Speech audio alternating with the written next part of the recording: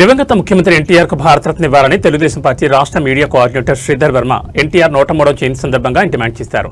తిరుపతి స్థానిక ఎన్టీఆర్ విగ్రహానికి ఆయన జయంతి సందర్భంగా పాలాభిషేకం చేసి పూలమాలలు వేసి ఘనంగా నివాళులర్పించారు. ఈ సందర్భంగా శ్రీధర్ వర్మ మాట్లాడుతూ దివంగత మాజీ ముఖ్యమంత్రి ఎన్టీ రామారావు అటు సినీ రంగంలో రాజకీయ రంగంలో తనకంటూ ఒక ప్రత్యేక స్థానాన్ని నిలుపుకోవడం జరిగిందని గుర్తు చేశారు. తిరుపతి మహానగరంలో చిరస్థాయిగా నిలిచిపోయే విధంగా అనేక కార్యక్రమాలు చేపట్టడం జరిగిందని వివరించారు. వాటిలో ప్రధానంగా సిమ్స్, బర్డ్స్, పద్మావతి మహిళా విశ్వవిద్యాలయం అనేక కార్యక్రమాలు చేపట్టడం జరిగిందని గుర్తు చేశారు. బడుగు బలహీన వర్గాలకు అనేక సంక్షేమ కార్యక్రమాలు చేపట్టడం జరిగిందని వివరించారు. అలాగే కిలో రూపాయి బియ్యం పథకాన్ని కూడా ప్రవేశపెట్టడం జరిగిందన్నారు. ఎన్టీ రామారావు రాజకీయ పార్టీ పెట్టి 9 నెలల్లోనే ముఖ్యమంత్రి అవడం జరిగిందని తెలిపారు.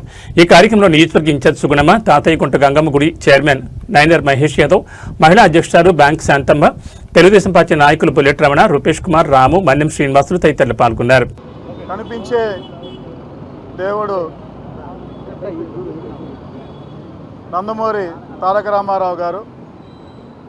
ఎందుకంటే దైవ రూపంలో మానవుడిగా జన్మించి ప్రజానాయకుడిగా ఎన్నో సేవలు బడుగు బలహీన వర్గాల వాళ్ళకి కూడా ఎన్నో పథకాలు అందించిన మా దేవుడైనటువంటి నందమూరి తారక రామారావు గారికి ఈరోజు జన్మదిన శుభాకాంక్షలు తెలియజేసుకుంటూ, అదేవిధంగా ఆయన పరలోకంలో ఉన్న ఆయనకి శాంతి చేకూర్చాలని వెంకటేశ్వర స్వామి కోరుకుంటూ, అదేవిధంగా ఆయన కుటుంబ సభ్యులందరికీ కూడా మంచిగా ఉండాలనేసి ఆ దేవుడు ఆశీస్సులు ఇవ్వాలని కోరుకుంటున్నాము.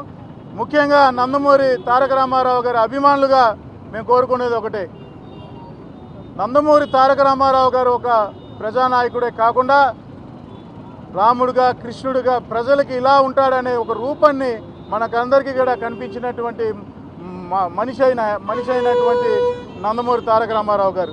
ఆయనకి భారతరత్న ఇచ్చి వాళ్ళ కుటుంబ సభ్యులకి అది అందజేయాలని మేము నందమూరి అభిమానులుగా మేము కోరుకుంటున్నాం.